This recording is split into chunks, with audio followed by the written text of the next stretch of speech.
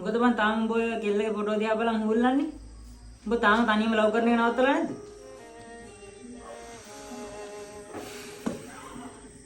අතාරින්න නම් හිතනවා බං. ඒ අතාරින්න දේශන. මම දන්නවා ඒකේ හිතේ මම ගැන කිසිම හැඟීමක් නැහැ කියලා. ඒ මගේ හිතේ තාම බලාපොරොත්තු වෙනවා ඒක එක මැසේජ් එකක් කරලා කියලා. මචං ටෙක්ෂන් උඹ ඔය කරන්නේ බේමිතර වට ගන්නවා වගේ වැඩක්. ඒක පාර්ශවික ආදරය කරනවා කියන්නේ තමුන්ගේ හිත තුළ තමන්ම හිතකාරයෙක් වෙනවා වගේ වැඩක්.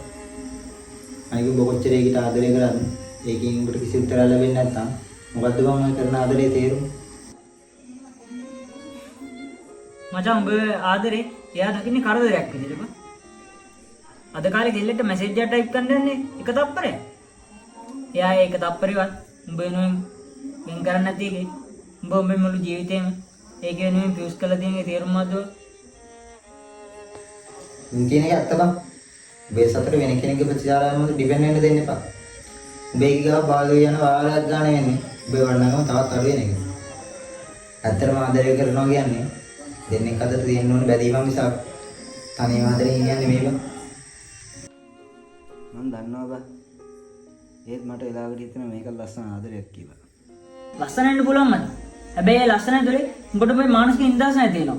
අන්තිමේට උඹට උත්තර වෙන්නේ මානසික පීඩනයක් විතරයි. ලොකු පසුතැවීමක් විතරයි. ආදරයක් නැත්නම්ක ආදරයක් වෙනවා කියන්නේ හරියට නිකන් වතුර නැති බකුණකින් වතුර හොයනවා වගේ වැඩක්. හරියටමයි. ඔබ තේරුම් ගන්න පුළුවන් ඔබට ආදරය කරන මිනිස්සු මේ ලෝකේ කොයිම හරි ඇති බං. හැබැයි මේ මිනිස්සුන් ඔබේ ජීවිතේට නිද දෙන්න ඕන නම් ඉස්සෙල්ලාම ඔබ ලබ්බේ වන් සයිඩ් ලව් එක පැත්තක කරලා දාන්න. අපි මිනිස්සුනේ බං. ඕනම දෙයකට ඕනකට වඩා ඇලෙන්න යන්න හොඳ නැහැ. හැමදේම අතාරින්න යනවා කියලා දැනගෙන ජීවත් වුණා නම් ජීවිතේ උනන් ලොකු බරක් දැනන්න එක නෑ බං අපිට. මට දැන් තේරෙනවා බං. මරණ මිනිස්සු හැටියට හැමදේම අතාරින්න වෙනවා කියලා දැනගෙන ජීවත් වුණා නම් හරි. අන්න ඒකයි බං වෙන්න ඕනේ. උඹ අමාරුවෙන් හරි හිතා දාන්න. අපි ඉන්නවනේ බං උඹත් එක්ක ඕනම දෙයකට. අනික මේක උඹේ ජීවිතේක පාඩමක් විතරයි.